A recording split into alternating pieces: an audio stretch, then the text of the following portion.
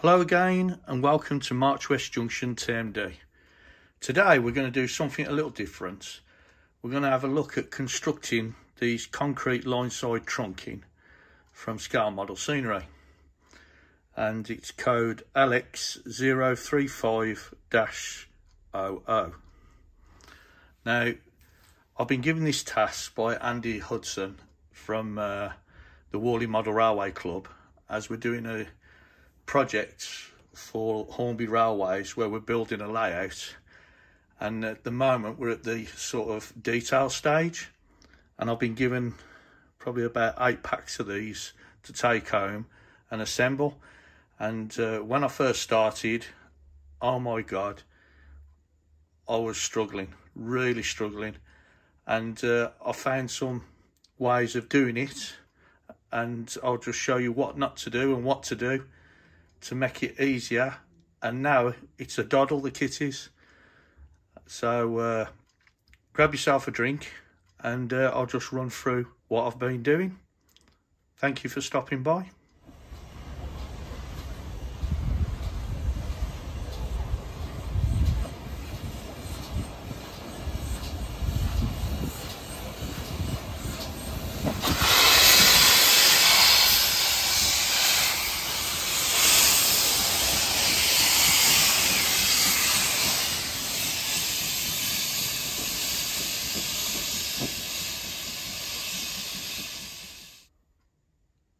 Okay, we'll start off with the tools that you need to do this job, and you don't need many, it's quite simple.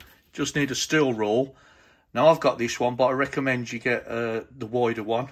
I think they're about 1 inch wide because they're a bit better for holding with your fingers for when you're cutting. A sharp craft knife. Now I use these disposable ones because they're quite handy, they're cheap, and you just break the blade off when it starts to get blunt. And PVA glue. Now when I started doing these kits, I was using this rocket card glue from Deluxe Materials. Now this is really good stuff for card kits. Only issue I have with this, it dries really quick. So as soon as it makes contact with the joining piece, it sticks, and then when you pull it apart you have such a game trying to get them to stick back together again, and it just causes you loads of problems. So unfortunately for this project, I don't recommend you use this. I just recommend you use some cheap PVA glue. And what I've done, I've put it into one of these Metcalf applicators. They're not that expensive. You get 3 in a pack. And there's a little pin that just pops in the top to keep the nib open, if I can get it back in. And the only issue you have with these is filling them. You have to really be careful when you're filling them. Just pour it in really slowly, or you can get yourself a little funnel. But these are really good, and they're really fine application as well you get with them. So that's basically the tools: a craft knife, a steel rule, and some glue. And like I say, just PVA glue does the job. Okay, opening the kit, you get the front page, which tells you what the item is, and obviously their email address and that. And on the other side, you get this, which is your full instructions on how to do them. And these here on the left hand side, you cut these out and you stick them in the base of the channel to simulate wiring if you want to leave some of the covers off. So you've got to keep hold of these, don't get throwing the instructions away.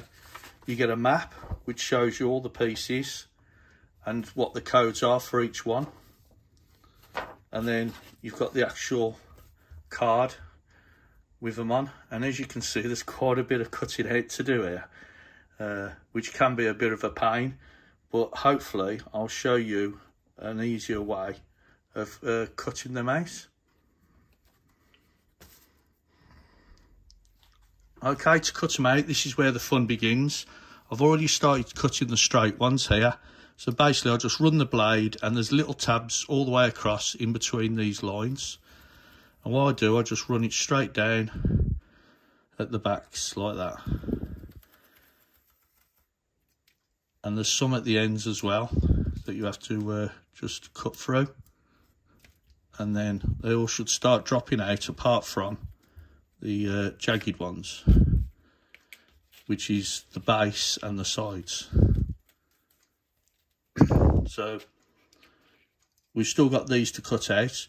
Now how I get these out is I've trimmed down the back there, trimmed down the back there, and then I start cutting in between the middles. And there's a little tag between each one, and you can imagine you've got to do all this all the way along, and it takes absolutely ages. So what I've done, once I've done a couple, I then start peeling them out with my fingers, and instead of cutting them I just pull them, and if you're gentle you will get the card out without damaging it if you take your time. And you don't have to worry if they bend slightly, because they are slightly weak because of the score lines in them, and that's how you get one of the edges out without having to cut all the way down. Do the same with the middle one. It's a bit easier. The middle one just comes away, and you just do the same the other side. So that just saves you having to cut every individual one, which is an absolute nightmare, and it takes absolutely ages. Like I say, I think I've got about 8 of these packs to do, and there's 5 sets in each one. Plus then you've got these T pieces that have got to be cut out as well. So it does absolutely take ages. So hopefully that's a top tip on how to get them out. But like I say, you just got to be a bit careful. So now we've got them cut out, I'll just show you what items we've got then.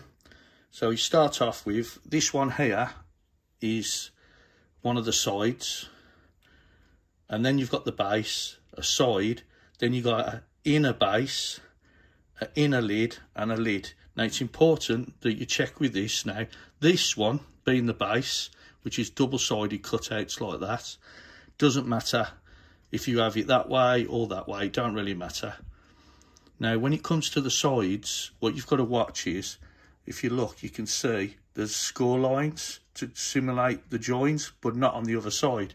So when you glue this one on, that will have to be glued like that, and this one would have to be glued that side, so they're on the outside. So just remember that. And the same with the lid. This is the lid, the other side's plain, that side's got the full score marks, so that will be your top lid. So just remember to put all the score marks on the outside. Okay, when it comes to assembly, it is simple, but not if you follow the instructions. When you follow the instructions, it says you take the base and then you put one of the side pieces, you run some glue all the way down here, and then you put that on there 90 degrees. And it is really, really fiddly, because this can bend easy, this can bend easy, and it is an absolute nightmare. So my tip is for this is don't do that. Basically, what I've done, I've glued the base in. So this base piece that you get, I've glued that in the actual middle of the base piece before I've put the side on. And what you do, you just run a line of glue down there using your fine tip applicator, and then you put that onto there. And if you look, you can line up the lines that way as well. There's little score lines, and then what I do, I just put my thumb and finger there just to centralise it all the way down.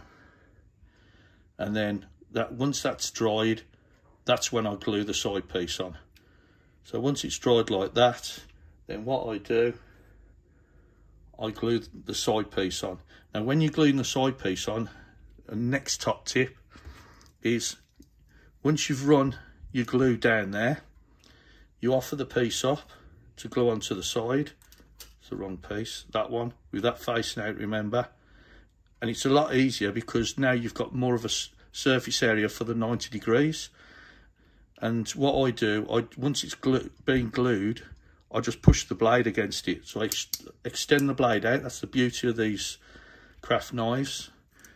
You can make the blade longer, and I just offer it up and just push it so it locates into that little recess. So you could say it's like a castle sort of top that locks into it. So it's a bit like a cabinet joint. And I'll just push it in like that. At the same time, just push down at the same time to make sure it's level. And then you should end up with that. It should be in like an L shape at 90 degrees. Then once that's dry, you do the same again, but you glue the front piece on. Now, you have two options in the kit. You can have it where you can have some of the lids off. Now, if you're going to have some of the lids off, what you have to do is cut one of these fine strips out of off the actual instructions, and using a sharp blade, and that's where the steel rule comes in, you cut that out. Now, I recommend that you put the whole length in. It don't matter, you've got plenty that will cover all the lengths. And then what I recommend you do is do it at this stage when it's still an L shape, and then just glue it in on the one side. It's a little bit easier. You run your glue down and it's just a little bit easier because you still got access to push it in. When you do it in the channel shape, like that piece, it's too late then, I think, because it's really fiddly to get it to sit in the bottom with the glue. So it's best to put it in at that stage to make it easier for you to get the simulated cabling in. And then the next stage is simple. Basically, you have these two pieces, which is the lid and the lid reinforcement. Again, as you can see, there's cutouts for line up, and that side has got the score marks for the lids. And then what you do with that, you just run a bead of glue down again, and then glue it and push it in the centre by eye. And then once it's dried, you can get this and just put it onto your U-shaped channel one and just glue it into place like so on the top there. And that's it complete, apart from whether you want to paint it or not. I would be painting them in a stone colour, but some people just leave them as they are. They're happy as they are and just weather them. Now, as you're going back, as you remember, with the cables to simulate that with the lids. Now, when you're gluing this piece on, what I've done it so I've missed sections out, and you, like I say, you've got the cut marks there to show where you can line it up for each of the pieces. So I will cut them individually out and put them loose on the track, and glue the rest in place in the preferred area I want it to be. Another top tip as well, as you can see, look at my fingers, they're filthy. Now trust me, I washed my hands before I started this video. This is just handling the laser cut card.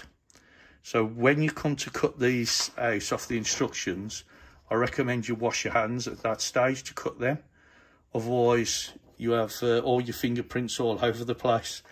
So that's another basic tip. Just wash your hands before you cut these out, so you don't get black handprints absolutely everywhere. Okay, so that brings me to the end of this video. I hope that's helped people to construct some of these channels for the cables. And like I say, it's only a few little tips that I've found because I'm building so many.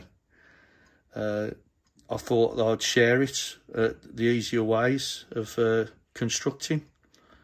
So thank you for stopping by, and keep your eye out because there will be some stuff on the Worley Model Railway Club YouTube page showing their progress on the Hornby project, which will be at the open day on the 3rd of next month.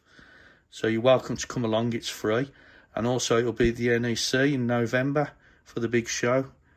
So like I say, thank you for stopping by, and I'll see you again soon. Bye for now.